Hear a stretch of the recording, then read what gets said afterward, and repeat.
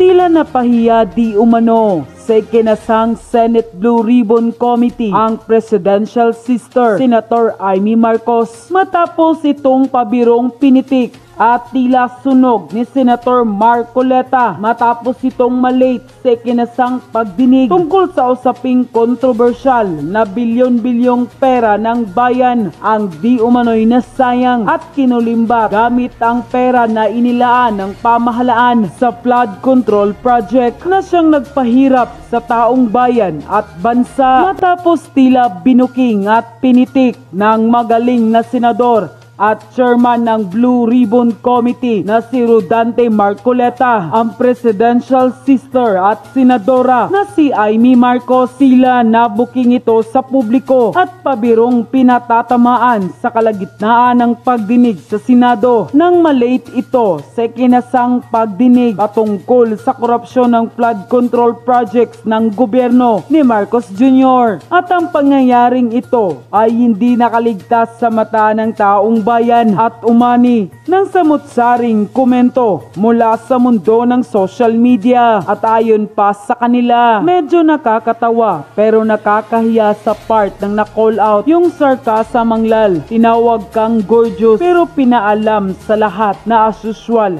late ka na naman. Walang inuurungan, walang pinapanigan, serbisyong totoo lamang. Senator Marcoleta, joke pero nakatama, ahaha, galing yan ang tunay na tapang. Ayan na, salamat naman nagkaroon tayo ng Senador Marcoleta. Trabaho talaga ang priority niya, just to serve the Filipino people. Deserve nga naman, pera ng bawat Pilipino ang sinasahod nila, kaya magtrabaho dapat ng maayos, hindi puro paporma at pagano.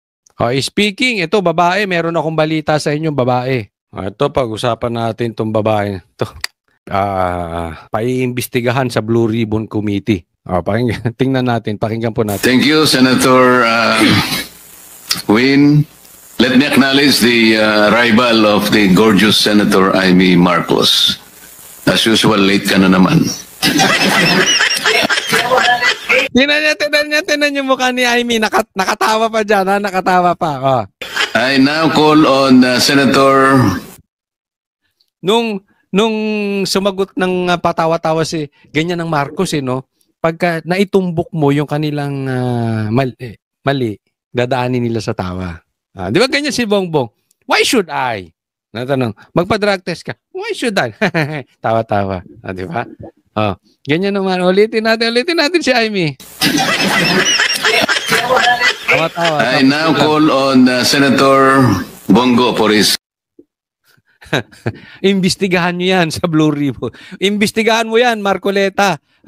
Kasi tinanggi niya, hindi daw siya nalilate. Ulitin natin, ha. Arrival of the gorgeous Senator Amy Marcos.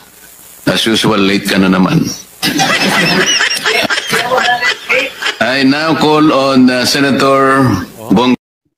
Hindi daw siya nalilate. Imbestigahan nyo, ha, kung totoo yan, palate-late. Sa mga Amy-natics, huwag kayong magagalit sa akin. Si Marcoleta po nagsabi. Totoo ba na si Amy laging late? May dramatic entrance. Sa tropa may ganyan din, di ba? Laging dramatic entrance, laging late. Ay, nako. Wala, tahimik na si Amy. Wala na hatang naambag, ha. Hindi. Babigyan natin, late lang. Sa susunod, maagang papasok yan, babawi. Naku, yari ka. Marcoleta, babawihan ka. Next topic po tayo. Ito po, pag-usapan po natin yung nangyari kay Nadia Montenegro at meron natang tampuhan. Okay? At ito pong kay Robin Padilla. Pag-uusapan po natin yan. Standby lang po. Pero, naku, kaya pala nangyari. Alam nyo kung bakit nangyari? Tingnan po natin. Senator Robin Padilla ang pagbibitiw sa pwesto ng kanyang political officer na si Nadia Montenegro matapos akusahang gumagamit umano ng illegal na droga sa... Nako, gumagamit ako eh. Allergic ako, ha. Mapa DDS, mapa hindi DDS. Allergic ako sa gumagamit ng droga. Pag nalaman ko gumagamit ng droga, dumidistansya na ako dyan. Delikado yan, delikado. Pero teka muna, saglit lang. Kumpletuhin po natin ang istorya. Senado. Nilinaw naman ni Montenegro na hindi siya guilty sa alegasyon at biktima lang siya ng trial by publicity, maling panghuhusga at pamamahiya. At sa harap nito, nauna nang nagpa-drug test itong si Senador Mig Zubiri at ang kanyang mga staff habang ang iba naman ay nagpaplano pa lamang na sumunod para ipakitang malinis sa bawal na droga ang mga taga-Senado. Kunin natin ang report ni Mean Corvera. Nagbitiw na sa pwesto ang dating aktres na si Nadia Montenegro, ang staff ni Senator Robin Padilla na napaulat na umano'y gumamit ng marijuana sa ladies room ng Senado. Ayon sa Chief of Staff ni Padilla na si Attorney Rudolph Jurado, natanggap nila ngayong araw ang resignation ni Montenegro kasama ang kanyang written explanation hinggil sa umano'y paggamit niya ng marijuana. Tinanggap naman anya ni Padilla ang pagbibitiw ni Montenegro. Ito lang ang sa akin dito, okay? Muna to pag-usapan natin. Kung gumagamit po talaga si Nadia Montenegro, lalo-lalo na, at ang sabi ay nagchonki po siya dyan sa banyo ng Senate, dapat po talaga siyang tanggalin. Patas po tayo, alam nyo naman banateros tayo, patas tayo, wala tayong kinakampihan. Okay, kung anong nararapat para sa akin, kung ginawa yan ni Nadia sa loob mismo ng Senate, sa banyo, karapat dapat siyang tanggalin talaga. Actually, higit pa doon. Okay? So patas po tayo. Pero ito lang ang hiling natin. Maging patas din kayo. Kasi parang inakusahan nyo na si Nadia nang wala kayong ebidensya. Yung gusto ninyo, paimbestigahan ninyo. Pero paalala ko po sa inyo, lahat po ng abogado sa bansang Pilipinas, alam nila ito.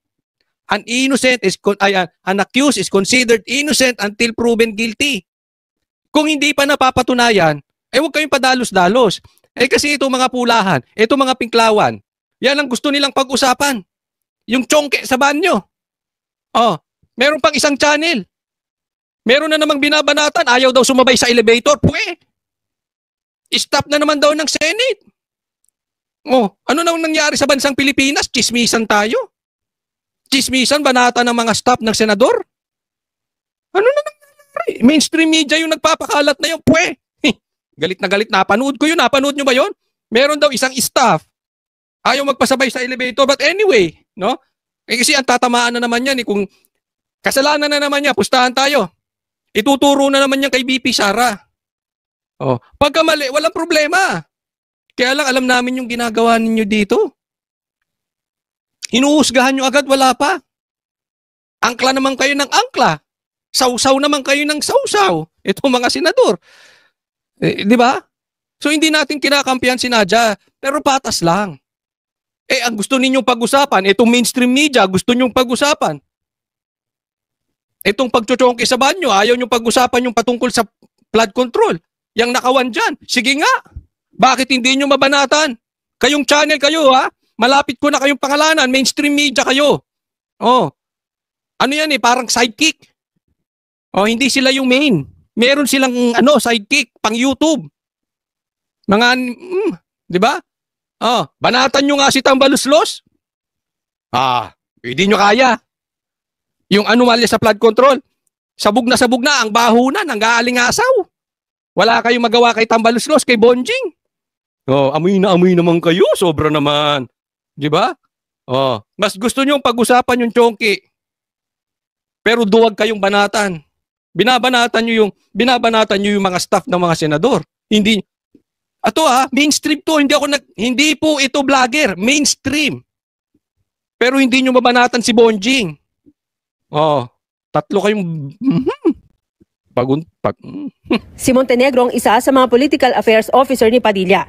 Sa kanyang sulat, itinanggi ni Montenegro na gumamit siya ng marijuana at iginiit na biktima siya ng trial by publicity, maling panghusga, pangbabash at pamamahiya. Ako sa tingin ko, totoo. Talagang pinagkaisahan to si Nadia.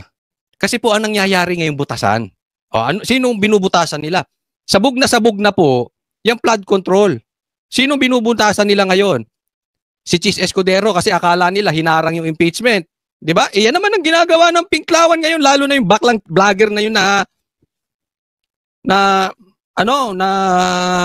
kakibat ng mainstream media, angkor ata nila yun. Di ba? Yung bakla na yun. Binabanatan.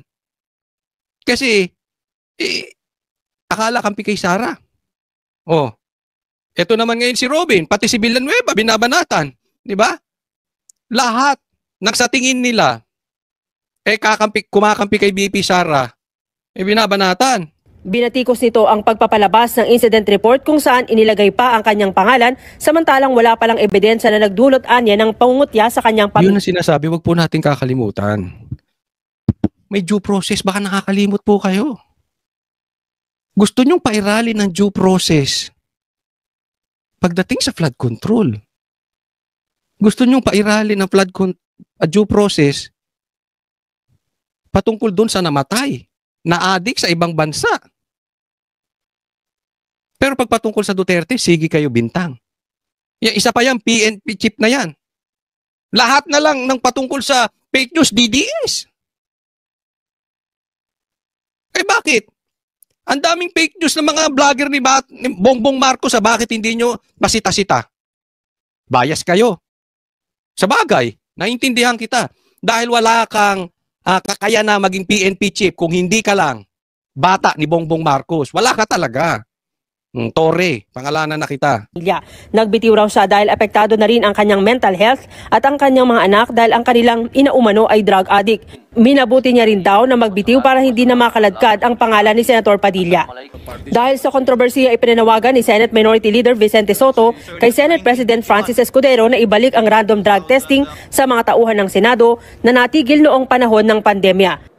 Kanina nagpa-drug test na si Senator Juan Miguel Zubiri kasama ang kanyang 35 mga staff. Sabi ni Zubiri, mandatory na ipinatupad ang drug testing sa kanyang tanggapan para matiyak na drug-free at wala sa kanila ang gumagamit ng illegal drugs. Sabi ko, lead by example, dami nagsasabi na may nagdodroga dito sa Senado, kaya sabi ko, dapat ako at staff ko ang unang magpa-test para sa pinagbabawal na gamot. Para sa ganun, baka mainganyo din ang ating mga kasamahan. Dahil ang gusto rin po natin, magkaroon ng drug-free Senate. Sa ginawang drug testing, malalaman kung gumagamit sila ng shabu, marijuana, cocaine. Ayan, ito sa akin. Tama na nagpa-drug test sila. Hindi ko po kinokontra yan, ha? Maliwanag po yan. Pero ito sa akin, apaka-ipokrito ninyo. Kung mananawagan kayo ng drug test, pero hindi nyo kayang tawagin, magpa-drug test ang presidente. Ulitin ko, mga inutil kayo, mga ipokrito kayo, at mga duwag kayo. Kung mananawagan kayo ng drug test sa Senate, hindi po si Migs, ha? Kung sino man, patama to sa lahat. Mananawagan ka ng drug test sa mga senador at mga staff. Pero hindi nyo kayang tawagin ng presidente? Anong kabaklaan yan? Sige nga.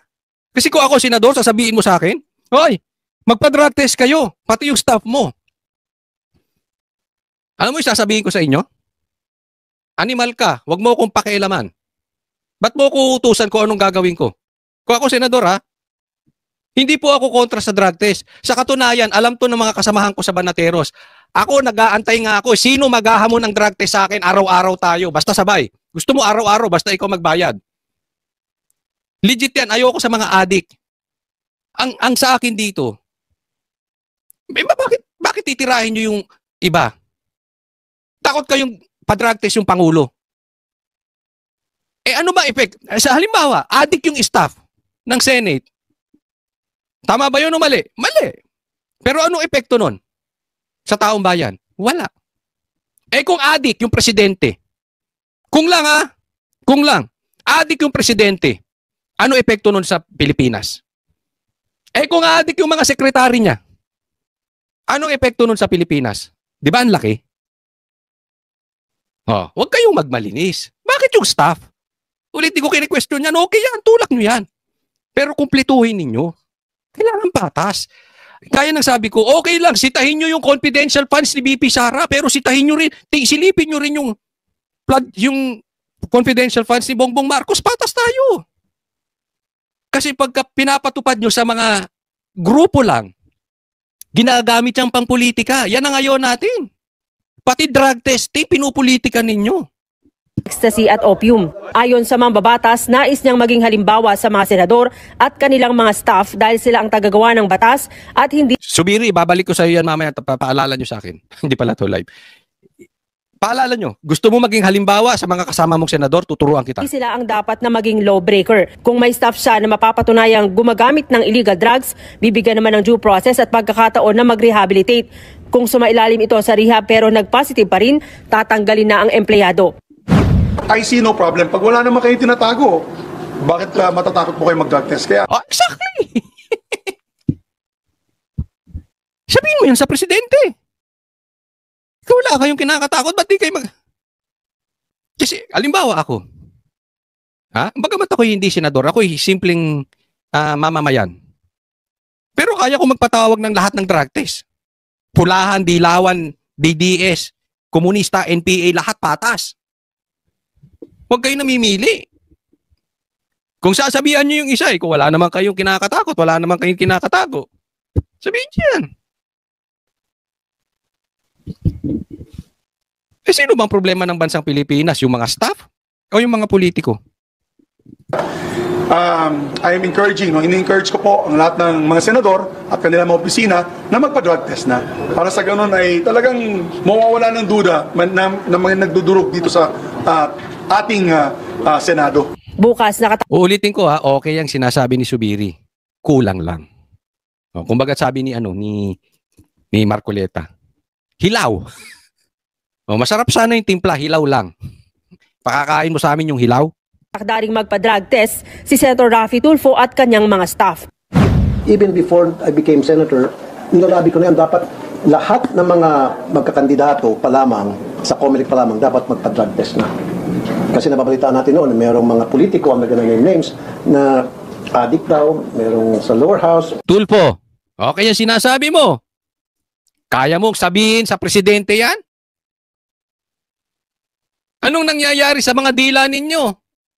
Ang tapang mo nung vlogger ka. Ba't ngayon urong ang mga dila ninyo? Meron sa upper house, meron sa mayor, meron sa governor. So para matapos na yung ganung klaseng problema, dapat hindi lang sa Senate, kundi sa lahat across the board. Lahat ng mga nasa gobyerno. Across the board, binanggit mo yung mayor kung ano-ano. Presidente, hindi mo binanggit. Yan tayo Pagka nakaupo na, yan tayo Ang senador na nakakahiya na nakaladkad ang Senado sa umano'y isyu ng paggamit ng illegal drugs. Bakit dito pa sila, kung sino man mga yon, o isang tao man o ilang tao, bakit dito pa sila magmariwana sa Senado? Parang ako sangayon naman ako kay Senator dyan. Kung totoo, bakit naman dyan pa pambihira? Pwede naman kayong mag-unlimited chonke sa bahay ninyo. Ulit, hindi ko kinukonsente. Baka sabi, si Coach Oli nagtuturo ng droga. Hindi po, ayaw ko ng droga. Any form, kahit rugby, kahit cup syrup, kahit ano. Ayaw ko niyan. Negative. Okay? Pero, nga naman, ba't dyan pa kayo pambihira naman, Kung totoo, wala namang respeto. Diba? Na tayo nag-imbestiga ng mga kalokohan, katiwalian, tapos dito meron pala Tatandaan niyo, May mga bagay kasi ilapat ilalagay sa sitwasyon. Halimbawa, staff ka ng senador, kailangan mag-iingat ka. Why? Kasi yung galaw mo ay magre-reflect doon sa senador. Halimbawa, ikaw naman ay asawa ng presidente. Dapat mag-iingat ka sa galaw mo. Kasi yung gagawin mo magre-reflect sa presidente. Lalong-lalo na kung gagawa ka ng kalokohan sa ibang bansa, mag-iingat kayo doon. Bakit? Hindi lang po nagre-reflect yan sa presidente. Nagre-reflect yan sa'yo, sa akin, sa ating lahat ng mga Pilipino, entiendes? Kaya kayong nasa ibang bansa, mag-iingat kayo pag kayo ay may posisyon. Bit-bit ninyo ang bawat apelyido ng mga Pilipino. Mahiya kayo. Kung mag-a-addict kayo, doon na lang kayo sa bahay ninyo, doon pa kayo sa ibang bansa, mga animal. Kung lang naman, sinasabi ko, nagiging patas tayo dito. Marijuana, it's very saddening, nakakalungkot. Wala pang pahayag si Senator Robin Padilla tungkol sa pagkakadawit ng kanyang staff sa umano'y paggamit ng illegal drugs. Sa halip naghain siya ng panukalang batas na mag-oobliga sa lahat ng itinalaga at inihalal na opisyal ng gobyerno kabilang na ang Pangulo ng Pilipinas. Yun ang sinasabi natin. Sa taunang drug test. May Ann Corvera para sa Mata ng Agila, matatag. Yun ang sinasabi natin, teka muna, No, kasi sabi nyo, wala pang pahayag ang si Robin Padilla. Meron po, babasahin ko, meron siyang text sa akin, saglit lang po, papakita ko. Ito po yung mensahe sa akin ni Senator Robin Padilla. sabi niya sa akin, ito babasahin natin. Coach Oli, nag-ahit na ako ng bigote ko. Sabi nila, mas gumwapo ako. Dapat siguro mag-ahit ka na rin ng maging gwapo ka rin. Uy, pambira. Binanatan ako ni Robin Senator Robin! Pambira. Pati naman yung pag-aahit ko, pinitira mo. At yun na nga mga kababayan, ano na ang masasabi mo? Kung mayroon kayong hinaing at komento, patungkol sa balitang ito, please comment down below. Pag-uusapan natin yan sa comment section. At kung nagustuhan nyo ang video, ay huwag kalimutang mag-like at i-share na din para mas marami pang makaalam at umabot ito sa marami sa ating mga kababayan. Maraming salamat po!